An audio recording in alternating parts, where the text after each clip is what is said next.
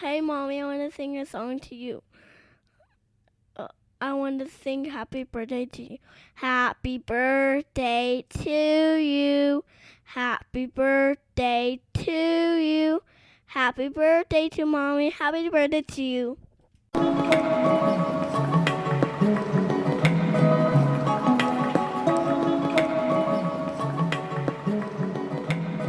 Welcome to Positive Filter with your host, Philip Wilkerson, a podcast that focuses on friends, family, health, and career with a little self-help around the way. Please join me in this journey for self-improvement, and I hope that what I have to share will make you a better person, thus making the world a better place.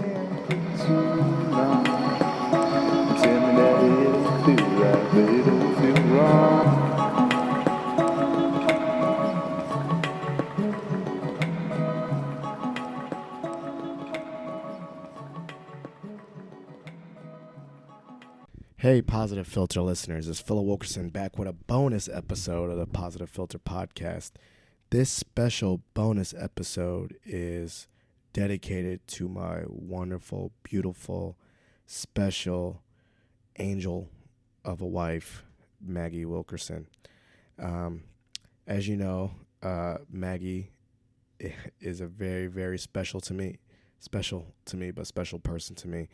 And she has been instrumental in my growth as a person and made me totally a better person, totally changed my life, and totally turned me into the man that I always should be, or now continue to strive to be.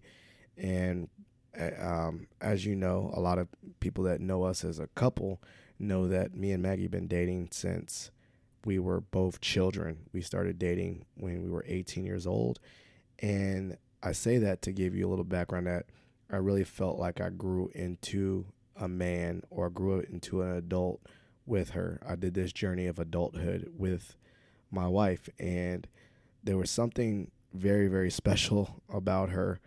And people that know her know that she's a great person, and she leaves an impression on others, and she helps others. And I've probably been her biggest case study, or whatever you want to say, biggest project. She's taking a chance on me. And so in this 35 years of her wonderful life, and many more years, obviously, she's taught me so much. So I wanted to do a special episode to her entitled The 35 Life Lessons of Maggie Wilkerson. And I hope you enjoy this episode. But before this episode, I have a little quick commercial break. And then after I come back, I'm going to go right into this episode talking about the 35 lessons that Maggie has taught me. So this commercial break is brought to you by Positive Filter. Yes, myself, because I have no sponsors. So if you really enjoy listening to this podcast, please consider leaving a review on iTunes or Stitcher. Every review helps spread the message of this podcast to other people. And if you have a favorite episode, please reshare that episode randomly on your Facebook wall or through your Instagram stories. The more and more people share these episodes and get them out to other listeners, the better this podcast will do. So back to your regular scheduled episode. So I hope you enjoyed that commercial break. And now I'm going into the 35 life lessons from Maggie Wilkerson herself. So, number 1, talk things out. Nothing ever gets solved by silence. So when I first started dating Maggie, I used to clam up when we used to get into big arguments. And I learned over time that never really solved anything. And she was just good at just poking until I eventually started talking. And she created a monster, because now we do process a lot and we talk a lot of our problems out. And I think that by communicating, we've been able to solve problems a lot faster.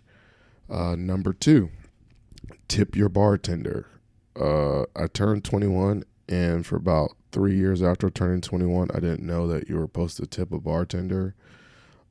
So I apologize to all those bartenders in Harrisonburg that I did not tip. I was young, dumb. Number 3, hug and kiss when you leave the house and when you arrive home. So we just try to not leave the house angry. You never know what is going to happen out in the world. So we don't want the last interaction with each other to be a negative one. So we make sure we try to hug and kiss before we leave the house. And then when we get home, try to leave the stressors of the day outside the house and welcome each other back into our home with love and hugs and kisses. So try to leave on a good note and come back home on a good note. It's just a way to practice. So making sure that you greet and say goodbye in a positive way. Number 4, eat meals at the kitchen table more than not. So, I know a lot of people in these cultures, in America particularly, eat, their meals in front of the TV, TV trays and all those things. But we try to make sure that we eat at the kitchen table. We try to make it a sense of, debriefing for the day, talking about our days and sharing a meal. So we're trying to just get into the practice that we eat most of our meals at the kitchen table together as a family. And that's something that, I think that we're trying to just teach each other. And she taught me that's kind of the thing that she does. Number 5, how to parallel park. Shout out to Keith's driving school that didn't teach me how to parallel park, but she's just good at parallel parking, and she's also she's a good at telling directions and telling you how to drive. They shouldn't call it backseat driver; they should just call it Maggie driver, because she teaches me how to drive. Number 6, how to cook. So I like to cook now, but it first started back in grad school. Maggie used to work really late, and so by her working pretty late, if I didn't cook, it was going to be a lot of ordering food. So I just kind of started teaching myself how to cook, but I appreciate Maggie because she knew how to cook already, and she was very supportive. She would try my food, good, bad, or indifferent, and support me in learning how to cook. And I actually do enjoy it now, and I do believe in my skills at cooking stuff.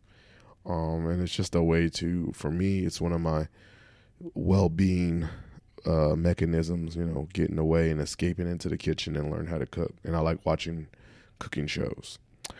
Number 7, don't ask people how much money they make. I still do this all the time, but Maggie said that's in poor taste. I think it's a good life lesson, but I think it's more like,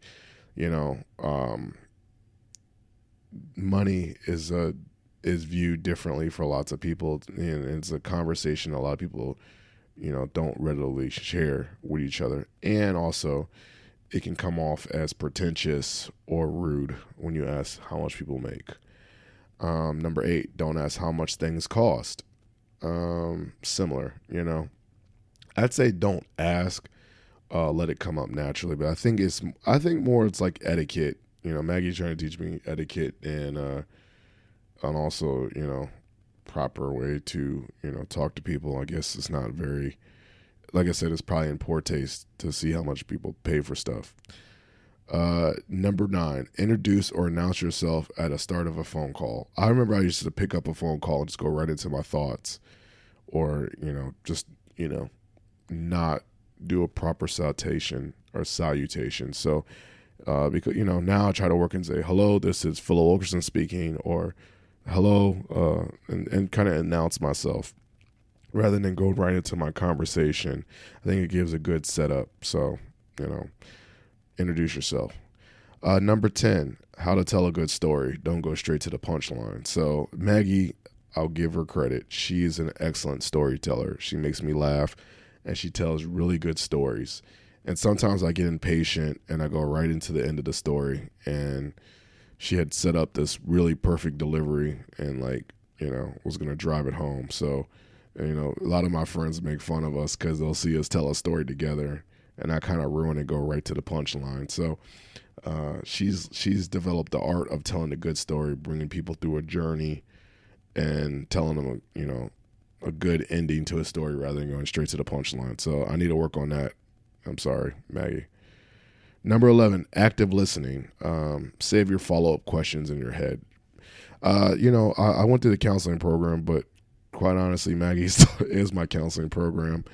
And so I try to work on listening first, then asking questions. Sometimes I get, ahead of myself and I interrupt people and ask questions while they're talking. And I know that's rude. But and also I think that a lot of times the questions that you're going to ask during the conversation naturally come up. And I think if you're more of an active listener, more things will come up rather than if you cut them off and asking your questions. So I try to take a cue from Maggie. She's really good.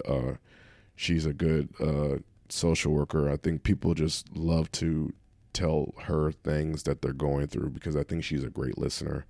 So for all you counselors and social workers out there, I think really try to practice active listening. I know you have a lot of burning questions in your head when people are talking to you, especially your clients, but try to save those questions to the end or when you think it's appropriate to ask questions rather than cut people off.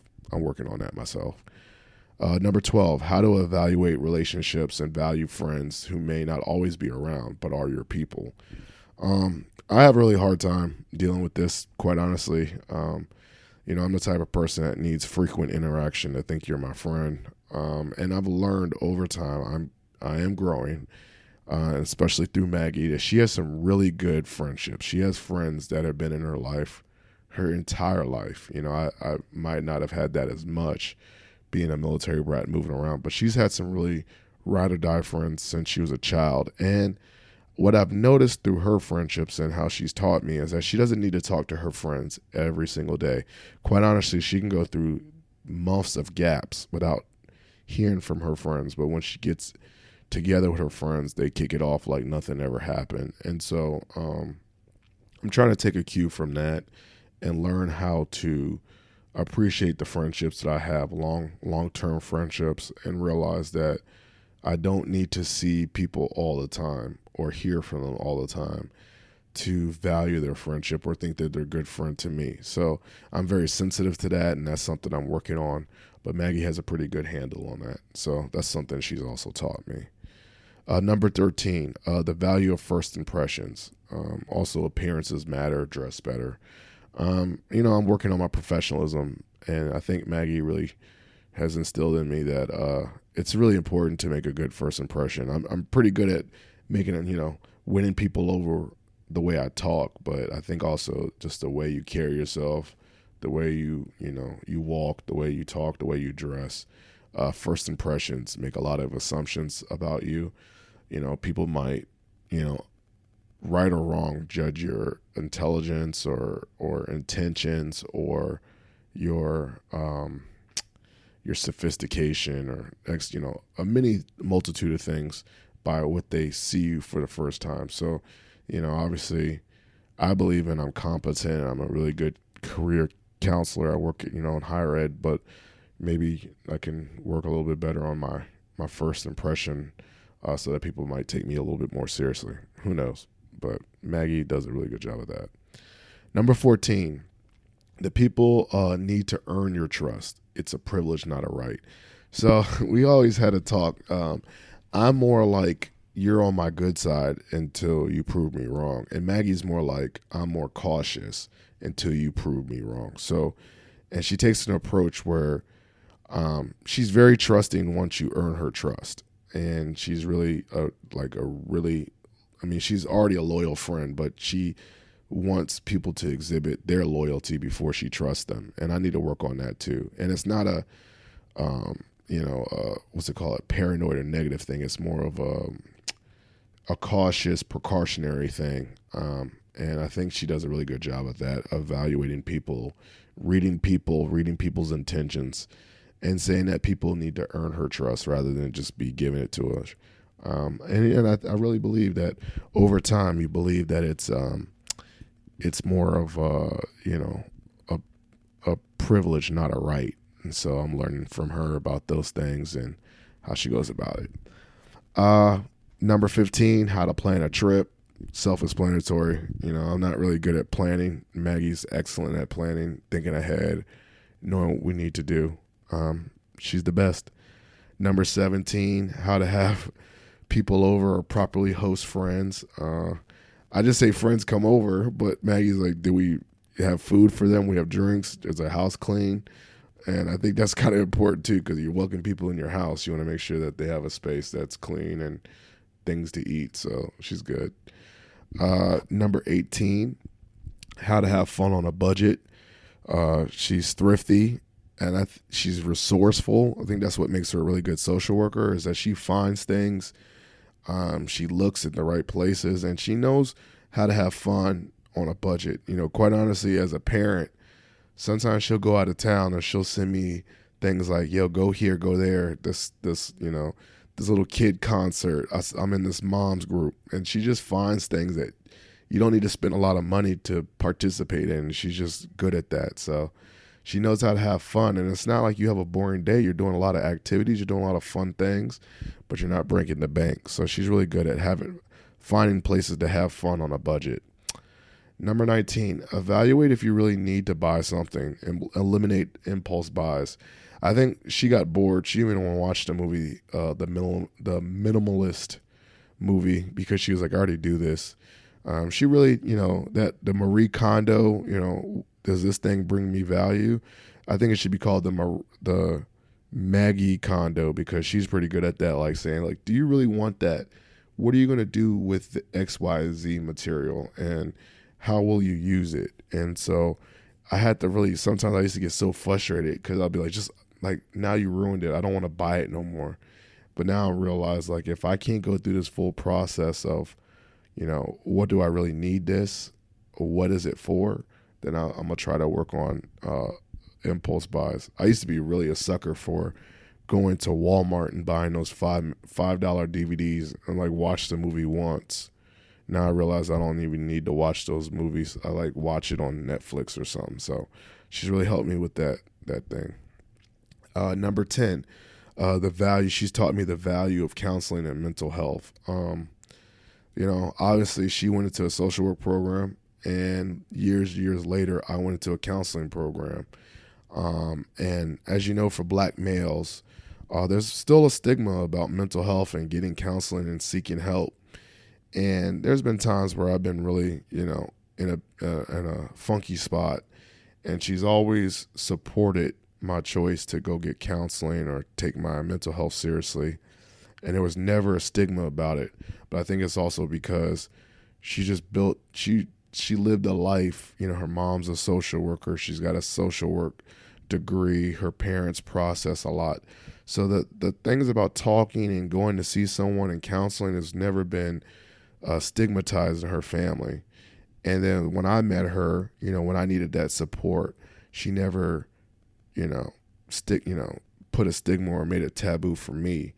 And then I think that additionally, the encouragement to go to a counseling program and get my master's in counseling totally negated that stigma. And then now I have conversations with my closest friends, my boy Hillard, who's in counseling. So I think because of Maggie's influence, I do believe in the value of it. And I really think that mental health is a key component to your well-being. So she's really helped me, understand the value of that. Number 21, drink water. She's always got a big thing of water. She drinks water all day. She's making sure she's hydrated, but that's just, something to think about. She's always drinking water. Number 22, recapping how your day was and sharing your highlights and lowlights. We always just been a good family about processing how your day went and recapping the day. And I think Maggie just kind of set that as a habit. Now we just automatically say, how was your day? But not some generic, like, how was your day? And good one-word answers. We really kind of talk about our days, our lowlights, or highlights. She'd be surprised at how much I listen, because I can tell her full stories that she told me and vice versa. And it just kind of keeps us together and thinking on the same page. And also I think that, like, there's not very often we'll come back to each other and say, like, I didn't listen to the whole thing that you were talking about. We definitely know what's going on in each other's lives and how each person's day was, and she taught that. She's taught me that, and shown me how you do that as a habit every day. Number 23, respect for yourself and be assertive. She tells you what she wants when she wants it. Maggie is assertive, and she's given me the skills to do that as well. Maybe I'm not in the same way. I assert myself differently, but she's taught me how to be a little bit more assertive and stand up for myself, and I appreciate that. I think she's very strong-willed. She doesn't take any crap, and I've learned that over time. She's modeled that for me, and I'm adapted my own way, and I'm assertive differently, but I definitely do have a lot more respect for myself. Number 24, how to dance, or at least fake like you can dance and have fun. I'd go on record and say Maggie's my dance partner for life. I do get a little embarrassed when I have to dance by myself, because I really can't dance. But when I'm with Maggie, I don't care. I literally do not care what people think when I dance, because together, me and her together, I'm having so much fun. And she's my dance partner for life. And I just definitely enjoy dancing with her. And she's taught me how to dance like what no one's watching. But, I think one of the things about marriage or just soulmates or whatever is to find someone that you can dance with like that, even knowing if you look at yourself from the outside, it looks terrible, but you're having a blast and you don't care. And I think that's what Maggie has taught me, and that's what we do together. She can actually dance, but whatever. Number 25, XYZ PDQ. Yep, I'm 34 years old. I forget to zip up my zipper, so she's quick to remind me of that life lesson. Number 26, always pack snacks for the road. She definitely always has snacks. We always make sure we're always prepared. I think it kind of goes up to trips, but she's just always prepared, Number 27, having a schedule doesn't make you uptight. It makes your life easier. Maggie is the queen of schedules. And I used to be like, man, she just really always wants to know what's going on, the plan. It's like, what's she doing? She's so is that so structured? And now I know with the kids and how we do it. Literally, when she's not around, I know what the day looks like because I've gotten used to a schedule, and it's made my life so much easier as a dad. It's made me so much more comfortable on my own dealing with the boys all day, is because I know what a typical day like with our boys like. So, I think having a schedule doesn't make you uptight. It's just more productive, more efficient. Number 28, let go of past hurt. We really try to talk about the present, and she's done a really good job of helping me bring me to the present. And I say past hurt, it could also be like angry at myself. There's things, like I said, right now, a lot of people know me now, but they don't know the type of knucklehead I was in high school. And she's allowed me to be more forgiving of myself and forgiving of the person I was. And also not be so harsh on myself and let go of some of that past hurt I had and think about the present and think about the future with my boys and her. And so she's been really helpful with that. And I learned a lesson from her about just letting go and accepting now. Number 29, how to give positive feedback to our kids. She's just really good about that. I can see Bennett light up because of her, and just the way that she reinforces his good behaviors. He definitely starts to do things and wants to be noticed for good things. And I think that's because of the positive feedback that Maggie gives. And I learned about that. She modeled it for me. So we do a lot of I liked when you did this. I liked when you did that to Bennett. Oh, you're such a good brother. I liked when you picked up Miles when he fell. That was very nice of you. And he feeds off of that. He feels so good about himself off of that. All right, number 30. We're almost at the end, about 5 more left. Choose your words carefully, both written and in speech. Words have power. Words have meaning. Saying hurtful things, whether it's in written form or in your speech, it can affect it. So really try to be crafted with what you say. And even if you're upset, try to articulate yourself and say that you're upset and be assertive, which is going back to having respect for yourself. But you can be respectful of yourself and be assertive without being mean. There's a difference, and it's about tone and the use of words that, your use of words. So she's really taught me how to do that effectively. Number 31, how to buy stuff you really need versus what you want. Kind of the same thing about impulse buying. Just there's wants and there's needs. And most times, a lot of wants are not needs. Needs are like the hierarchy of needs: food, water, oxygen. Those new J's, the new Nintendo Switch, things, those are just wants, but they're not needs. Number 32, how to cry in front of others. I'm not saying I'm a big crier, but she's also, like I said, it kind of goes up to that mental health and the stigma, being emotional, showing emotions. She's always created a safe space for me to show emotions. And I really, it's not like I cry all the time, but it's a good moment where, you could be emotionally free and vulnerable around someone and not be judged and accepted. So that's really powerful. Number 33, how to be a responsible man. Just kind of just having accountability, being responsible. As I said earlier, I met Maggie when I was a kid, and now I'm a father and a husband. So I grew up and I'm responsible. I got bills. I got a job that I care about. I got responsibilities. And while that's life could have taught me that, I think it's the life that I built together with Maggie that taught me that as well. So it is what it is. Number 34, how to be a good father.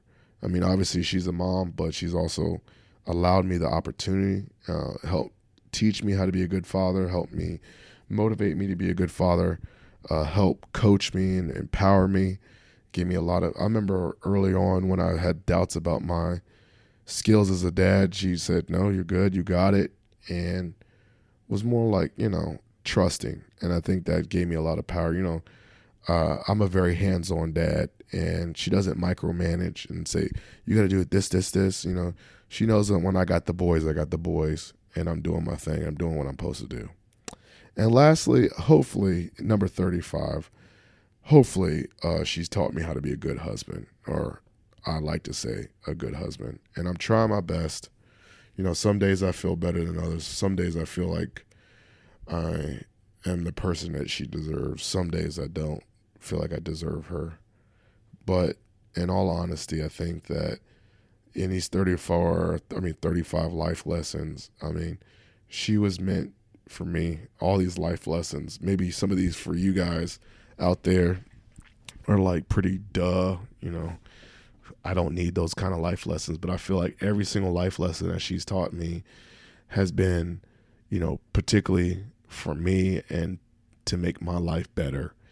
And I'm just so grateful for that. So I hope you liked this. I hope you enjoyed this little quick bonus episode. I threw it together real quick for her birthday. If you listen to this episode, wish my wife happy birthday. Happy birthday, Maggie. I love you very much, and we're out. Thank you for listening to Positive Filter, a podcast that focuses on family, friends, career, with a little self-help along the way. If you enjoyed this podcast, please share it with your family and friends, and like the Facebook page, Spreading Positivity of Movement. Thanks for listening.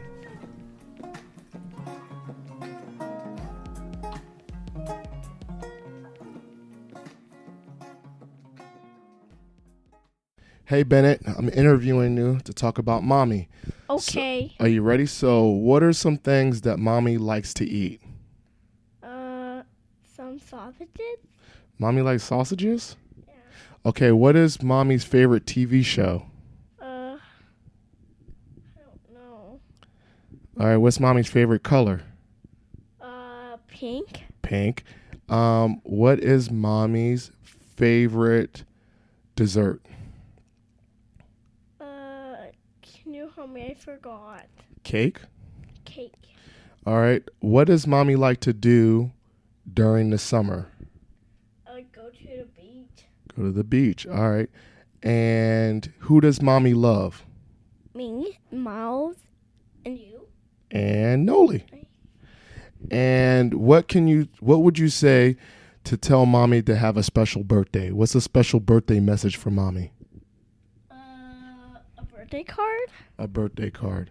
And what would you say in that birthday card if you can make your own birthday card? I would say, "Dear Mommy, happy birthday."